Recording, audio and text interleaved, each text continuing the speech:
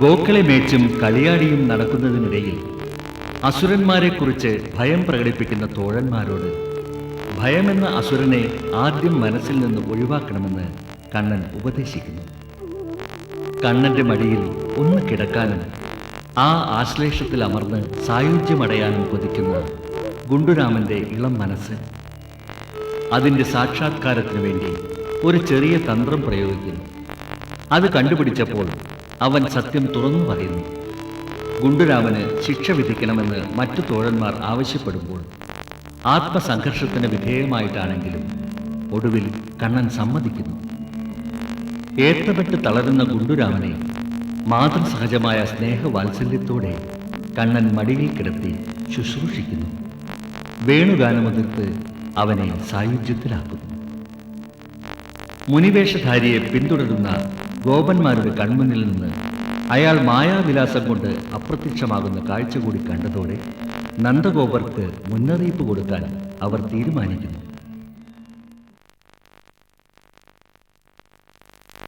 സാരമായിട്ട് തന്നെയാ ഞാൻ പറയുന്നത്. കണ്ണന്റെ കൂടെ നടന്നാൽ എന്റെ മോന്റെ ജീവൻ പോലും അപകടത്തിലായിന്ന് വരും. എനിക്ക് വലുത് നീയാ. എന്തിനാ നീ ഇങ്ങനെ നിർബന്ധം പിടിക്കുന്നു? വൃന്ദാവനത്തിൽ കാലുകുത്തിയിട്ടുള്ളത് കംസപരിവാരത്തിൽപ്പെട്ട അസുരനാണെന്ന് അറിഞ്ഞത് മുതൽ എന്റെ മനസ്സിൽ തീയ. കണ്ണനോടുള്ള പക മറ്റു ഗോപബാലകന്മാരോടും കാട്ടിയെന്ന് വരാം. ഏത് സുരമന്മാര് കണ്ണൻ വധിക്കും? ഇതുവരെ കണ്ണനോടൊപ്പം പോയ ഒരു ഗോപാലനും ഒരാപത്തും പറ്റിയിട്ടില്ലല്ലോ. എന്തൊക്കെയോ സിദ്ധികളുള്ള കുട്ടിയാണ് കണ്ണൻ എന്നൊരു ശ്രുതിയുണ്ട്. വേണ്ട വേണ്ട, എന്തൊക്കെയായാലും ഞാൻ അനുവദിക്കില്ല.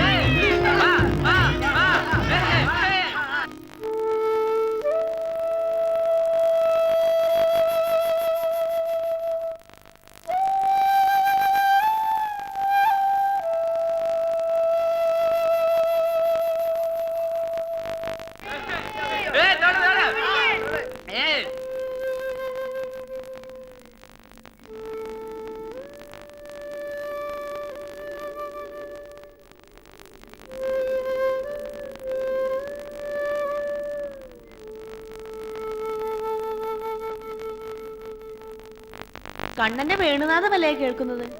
എന്താ അതിന്റെ ഇത്ര ശോകരസം? വരൂ, നമുക്ക് പോയി നോക്കാം. വരൂ.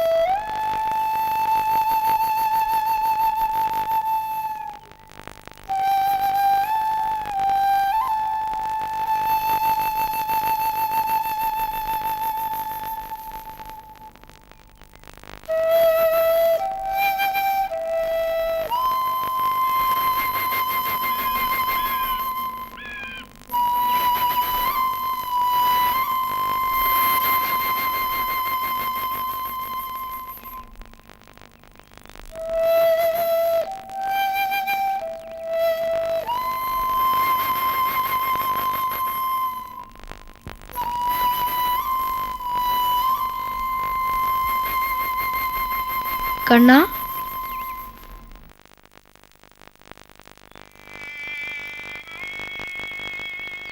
കണ്ണ, ഇതെന്താ ഇങ്ങനെ? ഈ സംഗീതം ഞങ്ങളെ കരയിപ്പിക്കുന്നു. പറ്റി കണ്ണ? ഒരിക്കലും ഇങ്ങനെയല്ലല്ലോ. ഞങ്ങളോട് പറയില്ലേ? നിങ്ങൾ അറിയാൻ പാടില്ലാത്ത ഒരു കാര്യം എനിക്കില്ല തോണതി. എങ്കിൽ പറയാൻ എന്തിനു മടിക്കണം? കണ്ണന്റെ മനസ്സിൽ എന്തോ സങ്കടമുണ്ട്. അല്ലെങ്കിൽ മുരളിയിൽ ഈ ശോകരസം ഉണ്ടാവില്ല. നമ്മുടെ കൂട്ടത്തിൽ ഒരാളില്ലാതായ എനിക്ക് എങ്ങനെ സന്തോഷിക്കാൻ കഴിയും ജ്യേഷ്ഠ? എന്ത് ഇല്ലാതാവുകയോ? എന്താ കണ്ണൻ ഉദ്ദേശിക്കുന്നത്? ഇനി കണ്ണൻ പറയുന്നത് ഗുണ്ടരാമന്റെ കാര്യമാണോ? അതെ, അത് തന്നെയാണ്. ഗുണ്ടുരാമൻ ഒരു ദിവസം വന്നില്ലെന്ന് വെച്ച് ഇങ്ങനെയൊക്കെ വിഷമിക്കുന്നത് എന്തിനാ? ജ്യേഷ്ഠന് പറയാൻ എളുപ്പം. നിങ്ങളിൽ ആരെങ്കിലും ഒരു ദിവസമെങ്കിലും കാണാൻ കഴിഞ്ഞില്ലെങ്കിൽ ഇല്ല, എനിക്കതിനാവില്ല. ഗുണ്ടുരാമൻ ഒരു പക്ഷേ വല്ല അസുഖമാണെങ്കിലോ? അങ്ങനെയെങ്കിൽ അത് അന്വേഷിക്കേണ്ട ചുമതലയും നമുക്കില്ലേ? ഈ ഒരു നിസ്സാര കാര്യത്തിന് ഇങ്ങനെ വിഷമിക്കരുത് കണ്ണ. വേണമെങ്കിൽ ഞാൻ പോയി അന്വേഷിച്ചിട്ട് വരാം. അതെ കണ്ണ. വേണ്ട, ഒറ്റയ്ക്ക് ആരും പോകണ്ട.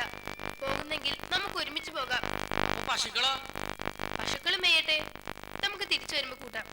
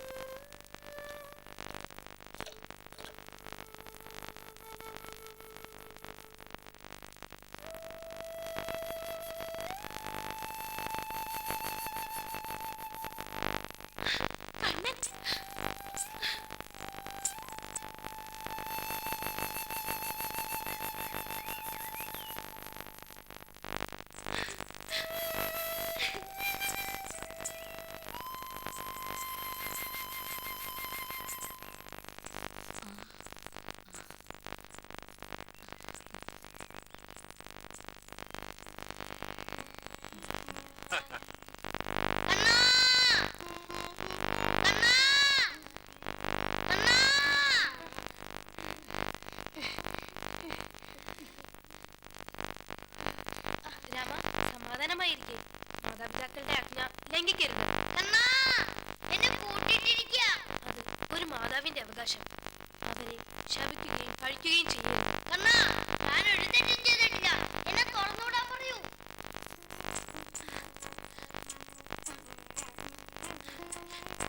കണ്ണാ, നീ എല്ലാ ഗോപന്മാരുടെ വീടുകളിലും പോകുന്നു, ഇവിടേക്ക് മാത്രം വഴി മറക്കുന്നു. ഞാൻ ഒരു വഴി മറക്കാറില്ല. വന്ന വഴികളും വരാനിരിക്കുന്ന വഴികളും ഒന്നും. ജ്യേഷ്ഠ, ഇത് നമ്മുടെ കൂട്ടുകാർക്ക് വീതിച്ചു കൊടുക്കൂ. ഇതാ നിൽക്കൂ. ആദ്യം രാമന്, എന്നിട്ട് മതി. രാമനെ ബന്ധനമുക്തനാക്കാൻ ഞാൻ അപേക്ഷിക്കുന്നു. രാമനെ തുറന്നു ഇവരുടെയൊക്കെ സങ്കടം തീർന്നു.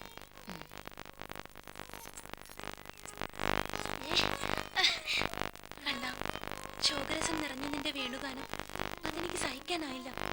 എല്ലാവരെയും മയക്കുന്ന ഈ വേണുഗാനം അതൊന്നുകൂടി കേൾക്കാൻ കൊതിയാവുന്നു. കേൾപ്പിക്കാം, ഇപ്പോഴല്ല, പിന്നീട് ഒരിക്കൽ. കണ്ണാ, എനിക്കറിയാം കണ്ണൻ എന്നെ തേടി വരുമെന്ന്. ഞാനിത് പറഞ്ഞില്ല അച്ഛാ. എനിക്ക് നിങ്ങളോടൊക്കെ അസൂയ തോന്നുന്നു. അമ്മേ, എങ്ങനെ നന്ദി പറയണമെന്ന് എനിക്കറിയില്ല. ക്ഷമിക്കണം കണ്ണ, തെറ്റിദ്ധരിക്കരുത്. ഒരമ്മയുടെ മനസ്സ് കണ്ണൻ മനസ്സിലാക്കണം. അമ്മമാരുടെ മനസ്സ് ഞാൻ എന്നെ മനസ്സിലാക്കിയിരിക്കുന്നു.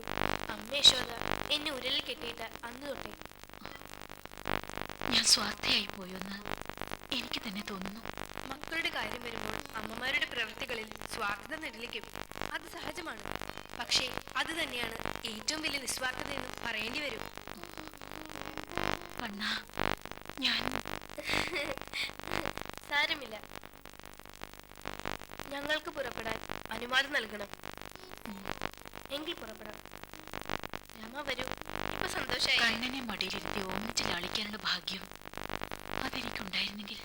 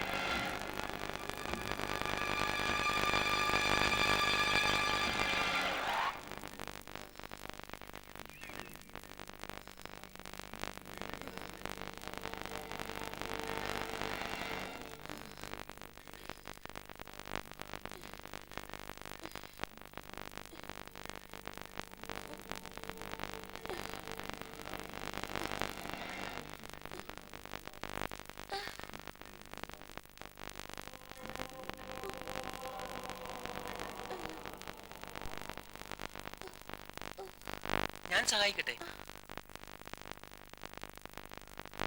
നീ ഏതാ? എങ്ങും ആശ്രയമില്ലാത്ത ഒരു അനാഥ ഗോപപാലകനാണ്. ഇങ്ങു തരൂ, ഞാൻ കൊണ്ടുപോയി നിറയ്ക്കാം. വേണ്ട, ഞാൻ എന്നും ചെയ്യുന്നതല്ലേ. നിനക്ക് എന്തിനാ വെറുതെ ഒരു ബുദ്ധിമുട്ട്? മുത്തശ്ശിയുടെ ഈ ക്ലേശം കാണുമ്പോഴേ എനിക്ക് ബുദ്ധിമുട്ട്. ഇങ്ങു തരൂ, ഞാൻ ചുമക്കാം.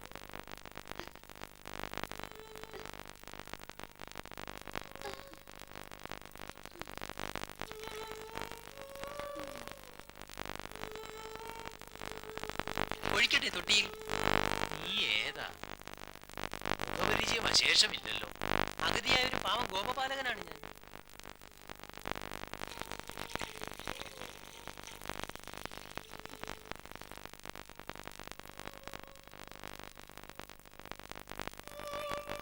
കണ്ടിട്ടൊരു പാവത്തിനെ പോലെ തോന്നുന്നു.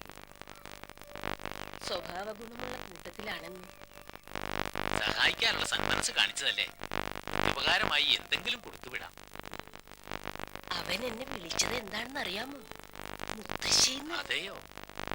പരമാർത്ഥം പറഞ്ഞ ആ വിളി കേട്ടപ്പോ എന്റെ മനസ്സൊന്നിളകി. പുത്രപൗത്ര ഭാഗ്യങ്ങളില്ലാത്ത നമ്മൾ കേൾക്കാൻ കൊതിക്കുന്ന വിളിയല്ലേ. കിട്ടാത്ത സൗഭാഗ്യങ്ങളെ പറ്റി ഇനി ഓർത്ത് വിഷമിച്ചിട്ട് എന്ത് കാര്യം? ഈശ്വര നിശ്ചയം അങ്ങനെ ആയിപ്പോയി. അനാഥരെന്നല്ലേ പറഞ്ഞത്? പാവം. വിശപ്പടക്കാൻ എന്തെങ്കിലും കഴിച്ചോ എന്തോ. ആ, വെള്ളം ഇത്ര മതി. കൊടോ അവിടെ വെച്ചോളൂ. വിരോധമില്ലെങ്കിൽ പശുവിനെ ഞാൻ കുളിപ്പിക്കാം മുത്തശ്ശ.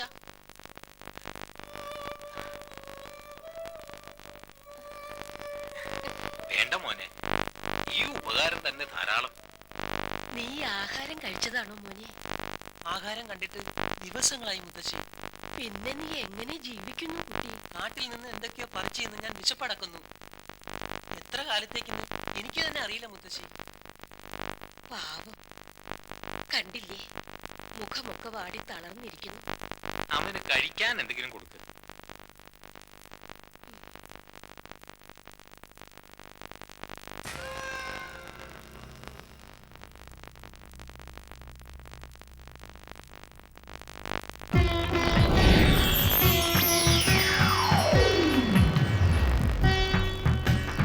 ഹരേ കൃഷ്ണ.